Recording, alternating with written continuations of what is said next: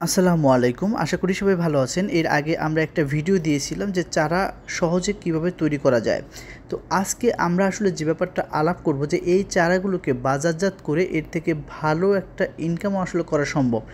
তো তারপরে প্রথমে আপনাদেরকে আমরা যে বিষয়টা মনে করিয়ে দেব তা হলো যে চারাগুলো আমরা কিভাবে তৈরি করেছিলাম। যে সেখানে আমরা বলেছিলাম যে আমাদের দরকার হবে কোকো ডাস্ট বা কোকোপিট বা নারকেলের ছোবড়া যেটাই যা বলি না কেন। এরপরে দরকার হবে হলো সিড ট্রে, প্লাস্টিকের যে সিড ট্রে আছে সিড ট্রে। এরপর আমাদের দরকার হবে সিড এবং সেই সাথে দরকার হবে কিছু ইউরিয়া টিএসপি সার, যেগুলো দিয়ে আমরা লিকুইড ফার্টিলাইজার বা লিকুইড সলিউশন তৈরি করে নেব এবং সেই সলিউশনটা আসলে পরবর্তীতে আমরা দেব।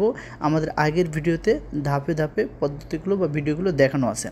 তো যাই হোক, চারাগুলো তৈরি হওয়ার পরে একটা মার্কেটে যদি এই চারাগুলো সেল করা যায় অথবা যদি কারো নিজস্ব অনলাইন প্ল্যাটফর্ম থাকে সেই প্ল্যাটফর্মে মার্কেটিং করা যায়, তাহলে এর থেকে আসলে ভালো একটা ইনকাম করা সম্ভব। কারণ আমরা জানি যে প্রতি বছর আমাদের হিউজ পরিমাণে চারার দরকার হয়। এখন আমরা যদি একটা প্রোডাক্ট নিয়ে কথা বলি, সাপোজ সামার ভ্যারাইটির টমেটো, তাহলে সামার ভ্যারাইটির টমেটো চারা এখন বাংলাদেশে অ্যাভেলেবেল, মানে কেউ বিক্রি করতেছে না। তো এই প্রোডাক্টটা নিয়ে যদি কাজ করা যায় তাহলে দেখা গেছে যে অনেক আসলে এই চারাটা সেল করা যাবে। সেই সাথে যদি কেউ বেগুনের চারা বানিয়ে বিক্রি করতে চান বা এরকম ধরনের বিভিন্ন যে ক্রপসগুলো আছে, যে কোনো একটা ক্রপস সিলেক্ট করে বা অনেকগুলো ক্রপসকে সিলেক্ট করে যদি আপনি বাজারজাত করতে পারেন, সেখান থেকে অবশ্যই ভালো টাকা ইনকাম করতে পারবেন।